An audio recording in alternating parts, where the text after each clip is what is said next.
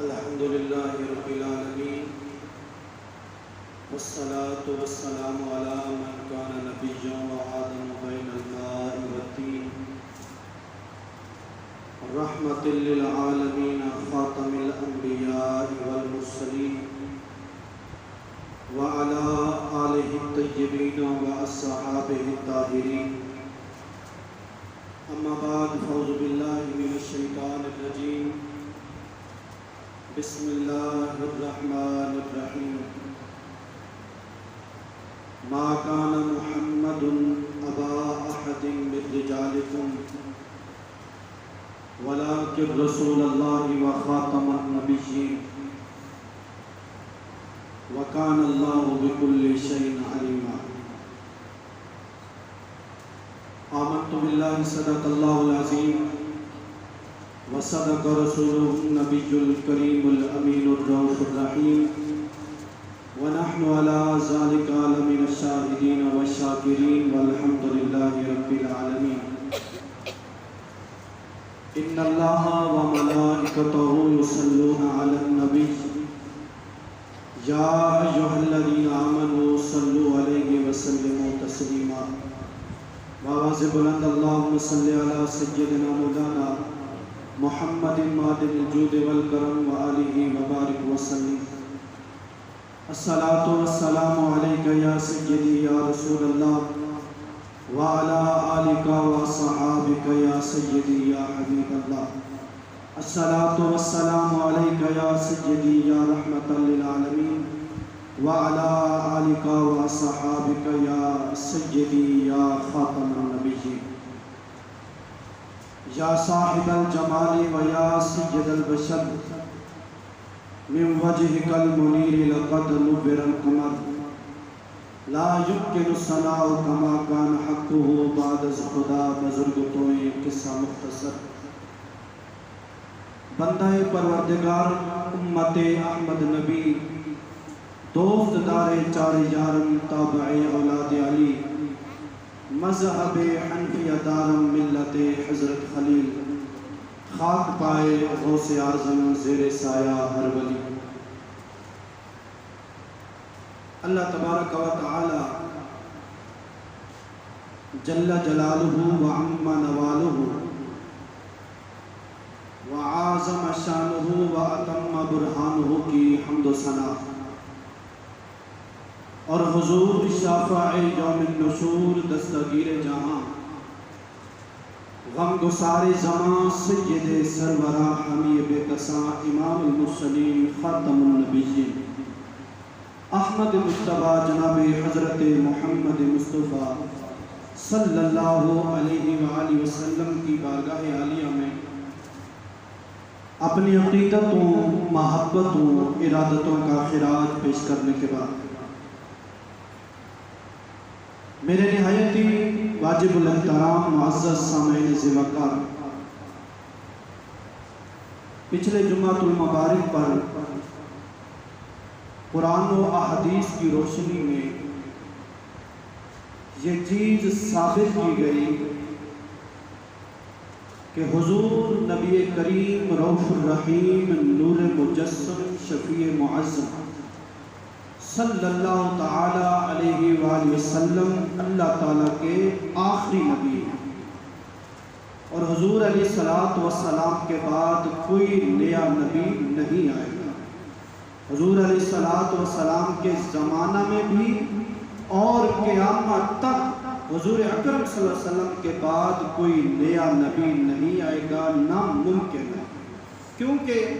نبی پاک صلی اللہ علیہ وسلم نے ارشاد فرما دیا انا خاتم النبیین لا نبی بعد کہ میں آخری نبی ہوں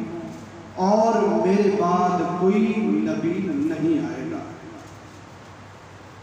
سامعین ذوالوقار آج کا موضوع ہے عقیدہ ختم نبوت کے پہرے دار صحابہ ختم نبوت کے پہرے دار صحابہ آج انشاءاللہ العزیز آپ کے سامنے یہ چیز ثابت کی جائے گی کہ عقیدہ ختم نبوت کے بارے میں صحابہ کرام علیہم الرضوان کا کیا جذبہ تھا عقیدہ ختم نبوت کے بارے میں، ان کے کیا جذبات تھے، ان کا کیا کردار تھا؟ سامعین ذی وقار، اللہ رب العزت نے حضور نبی کریم رؤوف الرحیم نور مجسم شفیع معظم صلی اللہ تعالی علیہ وآلہ وسلم کو انبیاء اور مرسلین کے بعد سب سے آخر میں اس دنیا میں بھیجا۔ اللہ رب العزت نے محبوب کریم صلی اللہ علیہ وآلہ وسلم کو انبیاء اور مرسلین کے بعد سب سے آخر میں بھیجا، اور نبی کریم صلی اللہ تعالی علیہ وآلہ وسلم پر نبوت اور رسالت کا سلسلہ ختم فرما دیا گیا۔ نبوت اور رسالت کا سلسلہ ختم فرما دیا گیا۔ سرکار مدینہ صلی اللہ علیہ وسلم کے زمانے یا حضور اکرم صلی اللہ علیہ وسلم کے بعد قیامت تک کسی کو نبوت ملنا ناممکن ہے، اور یہی دین اسلام کا بنیادی عقیدہ ہے۔ یہی دین اسلام کا بنیادی عقیدہ ہے، اور جو سرکار مدینہ صلی اللہ علیہ وسلم کی ختم نبوت کے بارے میں شک و شبہ رکھتا ہے، یا حضور اکرم صلی اللہ علیہ وسلم کی ختم نبوت کا انکار کرتا ہے، وہ دائرہ اسلام سے خارج ہو کر کافر و مرتد ہو جاتا ہے، وہ مسلمان کبھی بھی نہیں رہ سکتا۔ اور یہی حضور اکرم صلی اللہ علیہ وسلم کے زمانے سے لے کر آج تک کے مسلمانوں کا یہ مسلمہ عقیدہ ہے کہ اللہ رب العزت نے ہمارے نبی صلی اللہ علیہ وسلم کو آخری نبی بنایا، اور آپ کے بعد کوئی نیا نبی نہیں آئے گا، اور یہی قیامت تک کے مسلمانوں کا عقیدہ رہے گا۔ جو اپنے آپ کو مسلمان کہلائے گا، جو اپنے آپ کو مسلمان کہلائے گا، جو مسلمان ہے، جو حضور اکرم صلی اللہ علیہ وسلم کی نبوت اور رسالت کو مانتا ہے، اس کا یہ عقیدہ ہے کہ حضور اکرم صلی اللہ علیہ وسلم اللہ تعالیٰ کے آخری نبی ہیں، اور اللہ تعالیٰ نے حضور اکرم صلی اللہ علیہ وسلم کو نبوت دے کر نبوت اور رسالت کا سلسلہ ختم فرما دیا۔ سامعین ذی وقار، حضور اکرم صلی اللہ علیہ وسلم کے زمانے میں یمن میں ایک شخص نے جس کا نام تھا اسود عنسی، حضور اکرم صلی اللہ علیہ وسلم کا پاک زمانہ ہے، اور یہ یمن میں ایک شخص تھا جس کا نام تھا اسود عنسی۔ اس نے نبوت کا جھوٹا دعویٰ کیا۔ اب دیکھیے، اسود عنسی نے یمن میں نبوت کا جھوٹا دعویٰ کیا، اور خود سرکار مدینہ صلی اللہ علیہ وسلم نے صحابہ کرام علیہم الرضوان کو فرمایا، اس اسود عنسی کے شر و فساد کی وجہ سے لوگوں کو ان کے شر سے بچانے کے لیے،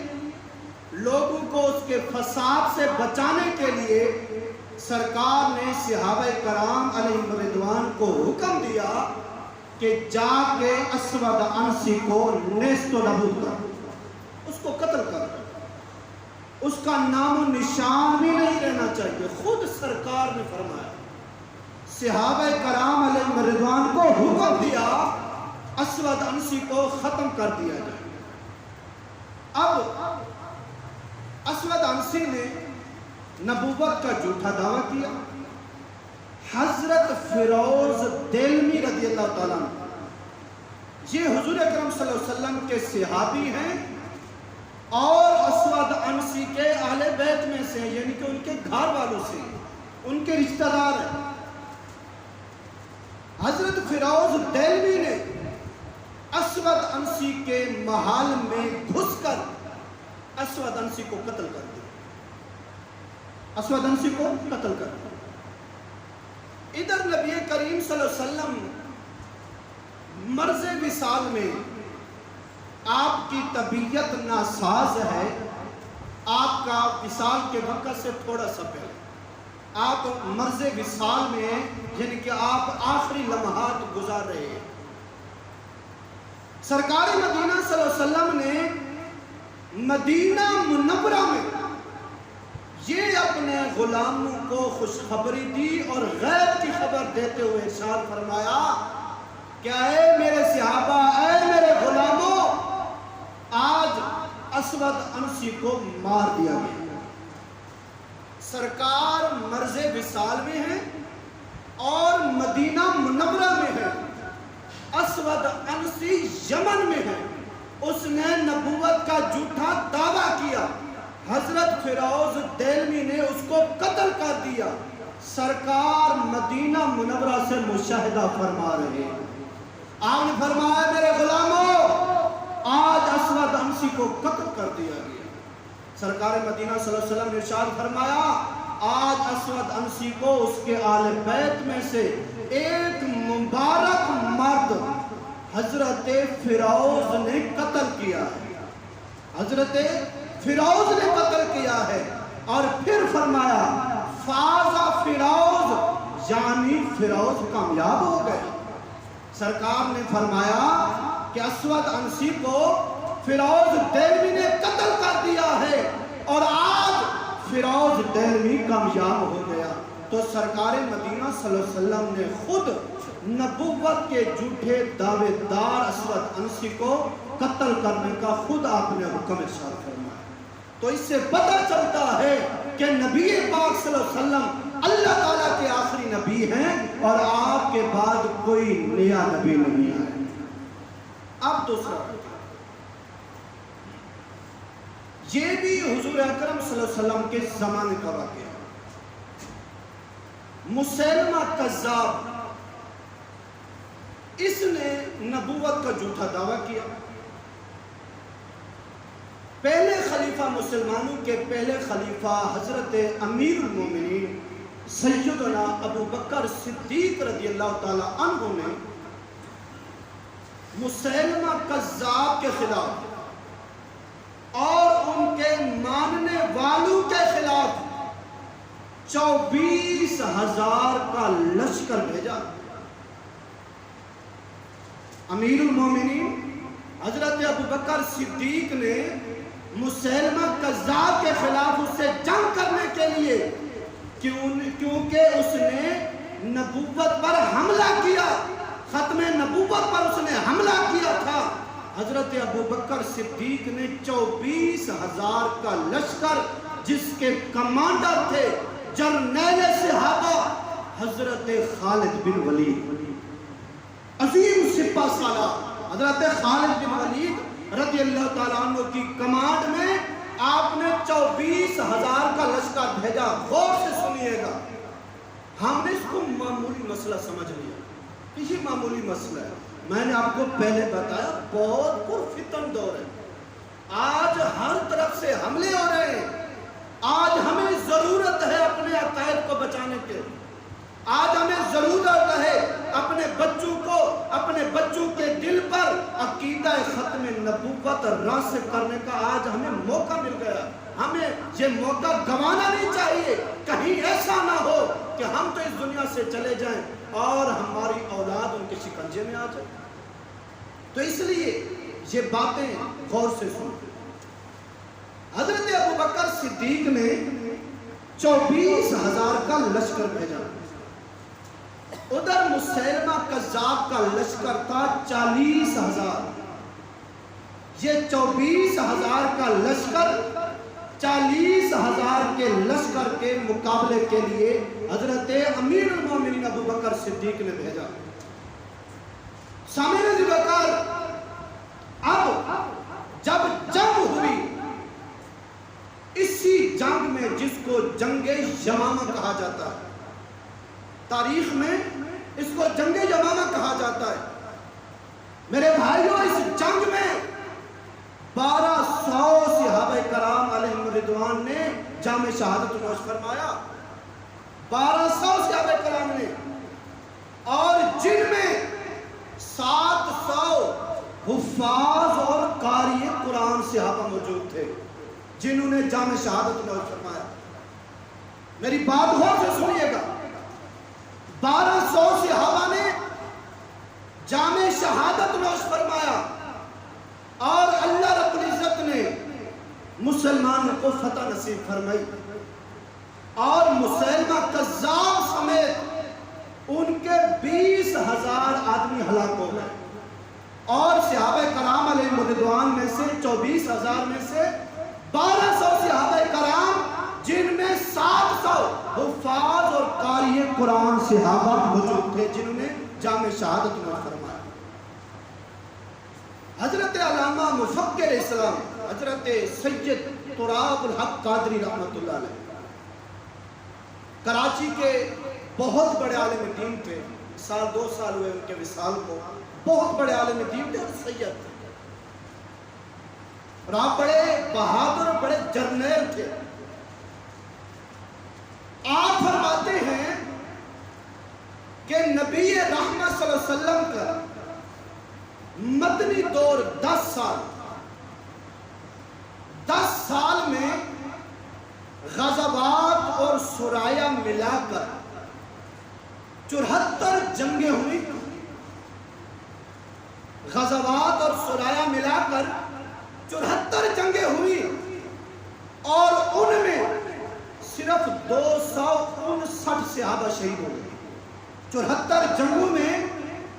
صرف 259 صحابہ شہید ہوئے،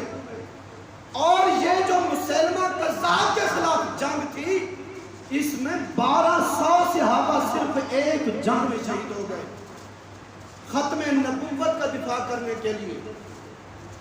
حق کا علم بلند کرنے کے لیے، عقیدہ ختم نبوت پر 1200 صحابہ کرام علیہ رضوان شہید ہوئے، اور جن میں 700 حفاظ صحابہ بھی شامل تھے۔ ارے بھائیے، اس کی قدر کو سمجھیے، اس کی حساسیت کو سمجھیے کہ یہ کوئی معمولی سا مسئلہ نہیں ہے۔ 1200 صحابہ نے اپنی جانوں کا نذرانہ پیش کیا عقیدہ ختم نبوت پر، اور پھر حضرت امیر المومنین ابو بکر صدیق نے 24,000 کا جو لشکر بھیجا، انہوں نے یہ ثابت کیا، اور 700 حفاظ صحابہ کرام اور باقی دوسرے ملا کر 1200 صحابہ نے اپنی جانوں کے نذرانے پیش کر کے یہ عقیدہ واضح کر دیا کہ یاد رکھنا لوگوں، حضور اکرم صلی اللہ علیہ وسلم اللہ تعالیٰ کے آخری نبی ہیں، اور رسول اکرم صلی اللہ علیہ وسلم کے بعد کوئی نیا نبی نہیں آئے گا، اور جو حضور اکرم صلی اللہ علیہ وسلم کے بعد کوئی نبوت کا جھوٹا دعویٰ کرتا ہے اس کے ساتھ اعلان جنگ کیا جائے گا، اس کو کوئی معافی نہیں دی جائے گی، کیونکہ من سب نبی جن فقتلوہ۔ بابا جی ہمیں یہ حدیث مبارکہ سنا کے گئے اور ہمیں یہ مشن دے کے گئے، جو بھی نبی پاک صلی اللہ علیہ وسلم کے بارے میں یا باقی انبیاء کرام کے بارے میں کوئی ان کے خلاف بات کرے تو اس کا سر تن سے جدا کر دیا جائے، اس کو رعایت نہ دی جائے۔ اس لیے آپ نے یہ نعرہ دیا اور یہ مشن دیا، من سب نبی جن فقتلوہ، جو بھی نبی پاک صلی اللہ علیہ وسلم کے بارے میں ایک تھوڑی سی حقیرانہ بات کرے اس کا سر قلم کر دیا جائے، اور جو نبوت کا جھوٹا دعویٰ کرے اس کو رعایت دی جائے۔ آج یہ ہمارے ایوانوں میں گھس گئے، ہر روز سننے کو ملتا ہے جناب فلانا جو ہے وہ جی قادیانی نکلا، جناب فلانا MP قادیانی ہو گیا، جناب فلانا DSP جو ہے وہ قادیانی آ گیا۔ یار کیوں یہ ہمارے ایوانوں میں گھس گئے، یہ ہمارے سربراہ بن گئے، اور ہم سمجھتے ہیں جناب یہ تو مولویوں کا جھگڑا ہے جی، انہوں نے دیکھو جی روڈ بند کی انہوں نے، یہ پتہ نہیں ان کا دماغ خراب ہو گیا۔ ارے بھائیو، دماغ خراب نہیں ہوا، یہ بنیادی عقیدہ ہی ایسا ہے جس پر پہرا دینا ہر مسلمان کا فرض ہے،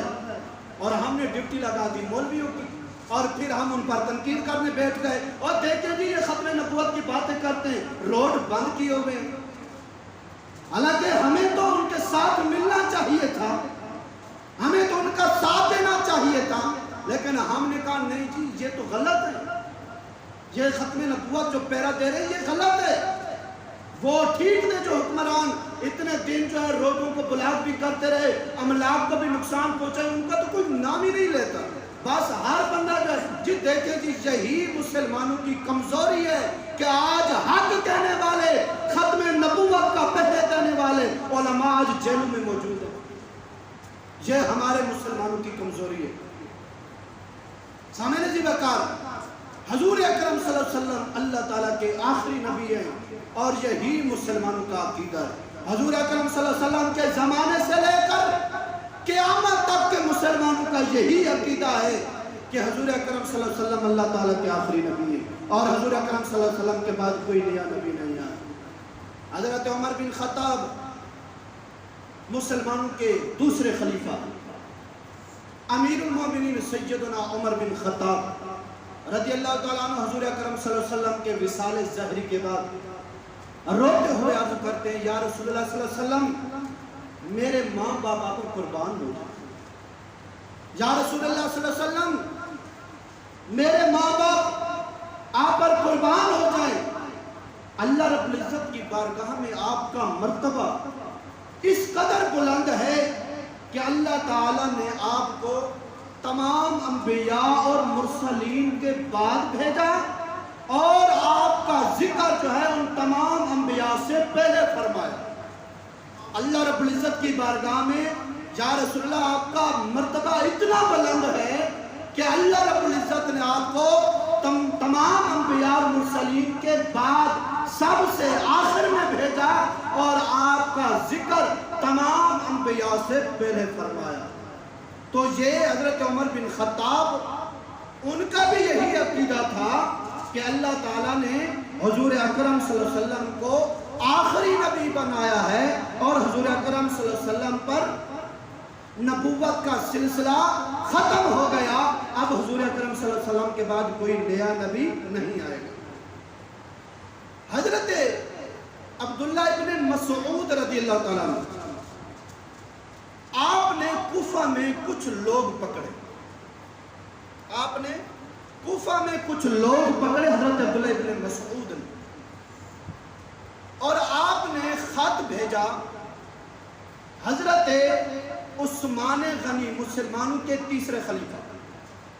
حضرت عثمان بن عفان کو خط بھیجا کہ میں نے چند لوگوں کو پکڑ لیا ہے اور یہ وہ لوگ تھے جو مسلمہ کذاب کی تشہیر کرتے تھے اور ان کے حق میں ان کو دعوت دیتے تھے، یعنی کہ ان کی طرف بلاتے تھے لوگوں کو، جس طرح کہ آج نہیں قادیانی یہ اپنی منحوسیت پھیلاتے ہیں نا، مسلمانوں کو گمراہ کرتے ہیں، ان کو اپنی طرف کرتے ہیں۔ حضرت عبداللہ ابن مسعود نے بھی ایسے لوگوں کو پکڑا جو مسلمہ کذاب کے حامی تھے اور خط بھیجا تیسرے خلیفہ مسلمانوں کے حضرت عثمان ذو النورین کو، اور آپ نے جواب میں پتہ ہی کیا ارشاد فرمایا؟ آپ نے فرمایا کہ ان کے سامنے دین حق رکھو اور لا الہ الا اللہ محمد الرسول اللہ کی گواہی پیش کرو۔ اگر یہ حضور اکرم صلی اللہ علیہ وسلم کو آخری نبی مان لیتے ہیں اور دین اسلام کو حق مان لیتے ہیں، آپ نے فرمایا پھر ان کو قتل نہ کرنا، اور اگر کوئی بندہ ان میں سے پھر بھی مسلمہ کذاب کا حمایتی ہے، اس کو نبی مانتا ہے، حضرت عثمان غنی نے حکم دیا حضرت عبداللہ ابن مسعود کو، فرمایا کہ ان کو قتل کر دیا جائے۔ اتنا حساس مسئلہ ہے لیکن ہم نے اس کو عام بنایا ہوا۔ حضرت عثمان ذو النورین نے فرمایا جو حضور اکرم صلی اللہ علیہ وسلم کو آخری نبی مانے، مسلمہ کذاب کی ان سے علیحدگی اختیار کرے، برات اختیار کرے، اس کو چھوڑ دیا جائے، لیکن جو مسلمہ کذاب کا حمایتی ہے، اس کا مددگار ہے، حضرت عثمان غنی نے فرمایا ان کو قتل کر دیا جائے۔ اور پھر کئی لوگ جو ہے اسلام انہوں نے قبول کیا اور کئی لوگوں کو حضرت عبداللہ ابن مسعود نے کوفہ میں قتل کروا دیا تھا جو مسیلمہ کذاب کے حمایتی تھے، اور آج ہم ان کے حمایتی بنے ہوئے ہیں۔ جو بھی جناب جتنا بڑا عہدہ ملتا ہے جناب وہی ان کا حمایتی ہو جاتا ہے، اسلام کو بھول جاتا ہے، صحابہ کرام کی قربانیوں کو بھول جاتا ہے۔ حضرت علی المرتضی مسلمانوں کے چوتھے خلیفہ امیر المومنین حضرت سیدنا علی المرتضی شیر خدا کرم اللہ تعالی وجہہ الکریم، آپ فرماتے ہیں حضور اکرم صلی اللہ علیہ وسلم کے اوصاف بیان کرتے ہوئے بین کاتفیہ خاتم النبیت و خاتم النبیین، آپ نے فرمایا سرکار مدینہ صلی اللہ علیہ وسلم کے اوصاف ذکر کرتے ہوئے آپ نے فرمایا حضور اکرم صلی اللہ علیہ وسلم کے کندھوں کے درمیان مہر نبوت، آپ کے کندھوں کے درمیان مہر نبوت تھی، اور وہ آخری نبی ہے، وہ خاتم النبیین، وہ آخری نبی ہے۔ حضرت مولا علی فرما رہے ہیں کہ وہ آخری نبی ہے، یہ وہی مولا علی ہے جن کے بارے میں سرکار نے فرمایا کہ اے علی تم میرے لیے اس طرح اور جس طرح کے حضرت موسیٰ علیہ السلام کے لیے حضرت ہارون، لیکن میرے بعد کوئی نبی نہیں آئے، وہ نبی نہیں بن سکے۔ حضرت مولا علی، حضرت عمر بن خطاب نبی نہیں بن سکے، حضور اکرم صلی اللہ علیہ وسلم کے بیٹے زندہ نہیں رہے، وہ نبی نہیں بن سکے، اور یہ جھوٹے دعوے دار اور ہم ان کے پیچھے چل رہے ہیں، ہم ان کی اطاعت کر رہے ہیں، یہ کیسے نبی ہو سکتے ہیں؟ تو اس لیے آپ نے خلفائے راشدین کا عقیدہ بھی پڑھ لیا، اور 1200 صحابہ نے جو اپنے جانوں کے نذرانے پیش کیے، اور جماعت صحابہ کا بھی آپ نے عقیدہ سن لیا کہ ان کا یہی عقیدہ تھا کہ حضور اکرم صلی اللہ علیہ وسلم اللہ تعالیٰ کے آخری نبی ہیں۔ آخری بات عرض کر کے اجازت چاہوں گا، ایک دن نبی اکرم صلی اللہ علیہ وسلم اپنے صحابہ کے ساتھ بیٹھے ہوئے، سرکار مدینہ صلی اللہ علیہ وسلم اپنے ساتھیوں کے ساتھ، اپنے صحابہ کے ساتھ بیٹھے ہوئے تھے، ایک اعرابی کا گزر ہوا اس بابرکت محفل سے، ایک اعرابی وہاں سے گزر رہا تھا، اور اس نے ایک گوہ پکڑی ہوئی تھی، وہ جنگل سے آ رہا تھا، اور جنگل سے وہ گوہ پکڑ کر لا رہا تھا۔ حضور اکرم صلی اللہ علیہ وسلم کی محفل سجی ہوئی تھی، صحابہ کرام علیہ رضوان بیٹھے ہوئے تھے، وہ اعرابی وہاں سے گزرا تو اس نے سرکار مدینہ صلی اللہ علیہ وسلم کو دیکھا کہ ستاروں کی جھرمٹ میں ایک چاند موجود ہے، تو اس اعرابی نے پوچھ ہی لیا کہ یہ کون ہے؟